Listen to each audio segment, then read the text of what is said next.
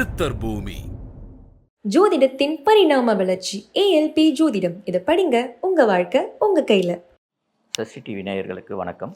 எனது குருநாதர் அட்சய லக்ன பദ്ധதியை உருவாக்கிய வாக்கு யோகி திரு பொதுவுடைமூர்த்தி ஐயா அவர்களை வணங்கி இந்த செய்தியை உங்களிடம் பகிர்ந்து கொள்ள வந்திருக்கின்றேன். அற்புத நிகழ்வுகளில் நாம் இதற்கு முன் நிறைய செய்திகளை கேள்விப்பட்டிருக்கிறோம். அதன் தொடர்ச்சியாக மற்றொரு நிகழ்வை உங்களோடு பகிர்ந்து கொள்ள விருப்பத்தோடு இங்கு உங்களிடம் வந்துள்ளேன். ஒரு முறை பெங்களூரில் இருக்கும் ஒரு ஆலயம், பஞ்சசக்தி ஆலயம் என்று குறிப்பிட்டிருந்தார்கள் அந்த அற்புத நிகழ்வுகள் புத்தகத்தில்.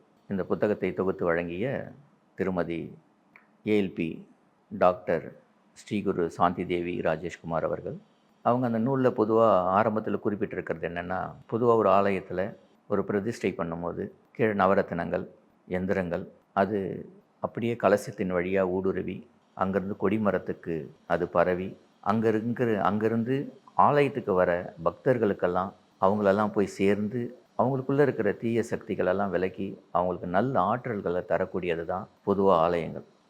எல்லா ஆலயங்களுமே ஆகம விதிகளின்படி மிகவும் தூய்மையோட வரப்போகிற பக்தர்களுக்கு இங்கே நன்மைகள் கிடைக்கணும், தெய்வீக ஆற்றல் கிடைக்கணுன்றதுக்காக பல்வேறு நல்ல அமைப்புகளை அங்கே உள்ளே ஏற்படுத்துவாங்க. அதுபோல தான் நமது அம்மையார் சாந்தி தேவி, டாக்டர் சாந்தி தேவி அவர்களும் திரு பொதுவுடைமூர்த்தி அவர்கள் எல்லாரும் அந்த ஆலயத்துக்கு போயிருக்காங்க.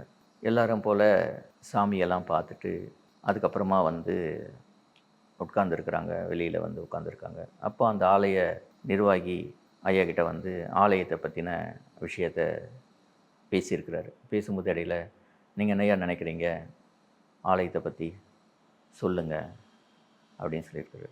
அதுவாங்கய்யா, ஐயா ரொம்ப சாதாரணமாக சொல்லியிருக்கிறாரு. கோவிலுக்கு கீழே தண்ணி போயிட்டுருக்குது அப்படின்னு சொல்லியிருக்கிறார். அந்த நிர்வாகிக்கு ஒரே ஆச்சரியம். எப்படின்னா, அங்கே வர பக்தர்களுக்கே தெரியாது அந்த கோவிலுக்கு கீழே ஒரு தண்ணீர் பாஞ்சிட்டு இருக்குதுன்ற ஒரு விஷயம் யாருக்குமே தெரியாத ஒரு அதிசயம். அது அந்த கோவிலில் இருக்கிறவங்களுக்கு தவிர, அந்த நிர்வாகியை தவிர வேறு யாருக்கும் தெரியாத ஒரு விஷயம். இவருக்கு எப்படி தெரிஞ்சதுன்னு ஒரே ஆச்சரியம். அப்படியே முழிக்கிறாரு அந்த நிர்வாகி. எப்படி இப்படிப்பட்ட ஒரு விஷயத்தை இவர் சொல்கிறாரு? கோவில் கட்டும்போது என்ன போனாரா இவர் கோவில் கட்டுறதுக்கு முன்னாடியே? அப்படின்லாம் அவருக்கு பல யோசனை. அவர் அப்படியும் கேட்குறாரு, என்னங்க இப்படி ஒரு விஷயத்த சொல்லிட்டீங்க, கீழே தண்ணி போகிறது உண்மைதான் இந்த ஆலயத்துக்கு கீழே, அப்புறம் எப்படி அது உங்களுக்கு தெரிஞ்சுது? இவ்வளோ ஆச்சரியமோ வியப்போடு அவர்கிட்ட கேட்குறாரு. பக்கத்தில் இருக்கிற சாந்தி தேவி அம்மையாருமே வியப்போடு பார்க்குறாங்க ஐயாவை. எப்படி இது எந்த வகையில் சாத்தியம்? இவர் இப்போ தான் முதல் தடவையாக அந்த கோவிலுக்கு வராரு. அப்படி இருக்கும்போது இது எப்படி நிகழ்ந்தது? அப்போ சொல்கிறாரு, அது ஒன்றும் இல்லை, பிரசனத்தில் தனுசு லக்னம், குரு உச்சத்தில், 8ல் மறைவு, ஜலராசி சந்திரன், அம்பாளுக்கு கீழே தண்ணி ஓடுது, பிரசனத்தில் பார்த்தது தான் சொல்லிடுறாரு. ஒரே ஆச்சரியம்.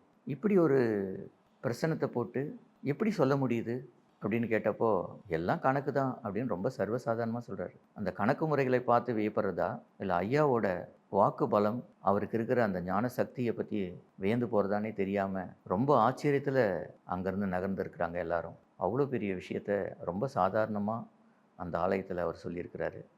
இதுபோல் பல நிகழ்வுகள், அற்புத நிகழ்வுகள் புத்தகத்தில் இருக்குது. நீங்களும் அந்த புத்தகத்தை படித்து இந்த அனுபவத்தை சேகரிக்கணும். நன்றி, வணக்கம். ஜோதிடத்தின் பரிணாம வளர்ச்சி ஏஎல்பி ஜோதிடம். இதை படிங்க, உங்க வாழ்க்கை உங்க கையில. சித்தர் பூமி.